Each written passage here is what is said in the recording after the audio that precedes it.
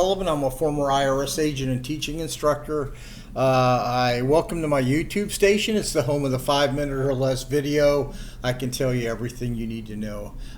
Being a former IRS agent, I've worked around 10,000 cases. I've been doing this for 50 years. I'm a national expert in IRS resolution matters. I've worked so many cases. If you have a problem, I know exactly how to go ahead and handle it. I have a whole team of former IRS agents on staff. Any question or a thing you have, we can go ahead and resolve it. You can look at all my videos at 777irs.com. That's my website, 777irs.com. And you can see my videos and my whole team that's there. I do these videos for 3 reasons. Number 1, to give you inside information that other people can't get.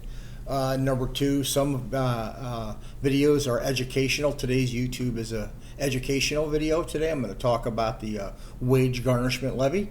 And so you don't get ripped off. I started this YouTube station because there was so much garbage out there. I just couldn't believe, to be honest. I could not believe the things that I was hearing. So I better find a way to get the truth out there. So anyway, let me talk to you today about the 668W wage levy. You know, there's a couple type of levies. The 668A bank levy, which is a 21-day freeze at the bank.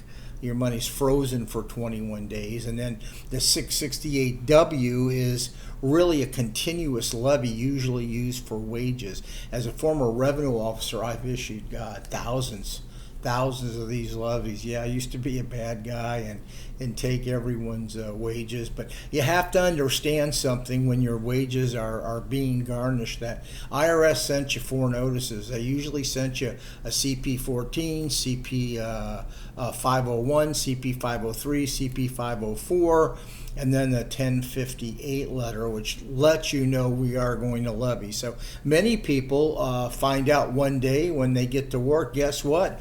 We can't pay you. You may have moved, never got a copy, but let me tell you what to expect with the 668W. You have a series of exemptions that will come with that 668 form that IRS will send you. You can take some money out. The IRS isn't going to take the whole thing, but the whole idea is to get this thing released, not to take some of the exemptions that come with it. You call someone like us, we can get this levy released within usually about 72 hours. So the 668A, which is the bank levy, comes with a 21-day freeze. The 668W, your employer really can give you the next paycheck, but he can't give you the following paycheck until you release it. IRS has never got on anybody for that employer not sending the first paycheck. I've never seen it happen, but by the second one, they're going to have to give some money to Internal Revenue Service. And the thing that makes the 668W, it's a continuous levy. It doesn't stop over and over and over and over. They're just going to take this out. But really, just by giving IRS a financial statement and documenting that, they're going to release the wage garnishment levy. So if the case is in the look who filed this, so you know what you're dealing with. If it's a 668F with a 1-800 number, you're calling the service center to deal with it. If it's a 668A, it was a revenue officer who issued it. And they usually do this because no one's followed up with this. They don't want to do it. They don't find joy. And not a human hand touches these levies. They are actually self-generated by computers. So how are you going to get it released? Well, IRS wants either a 433F, that's their financial statement. If it's in the service center, or an RO will want the 433A. They may want bank statements. They'll want some canceled checks sometimes. They're going to ask for your pay stub, and they want to look at your expenses. They want to make sure you're living in your means, and generally they close these cases out. They'll release the levy, but they're going to close these cases out in 2 ways, generally 2 ways, either by payment agreement or putting you in an uncollectible status, which means IRS will leave you alone for 2-3 years. The penalties and interest run, but that's what IRS will do. So if you have a small case and you have nothing, call IRS, be prepared to give them a 433F. If it's up at the service center, about 95% of all levies come from there.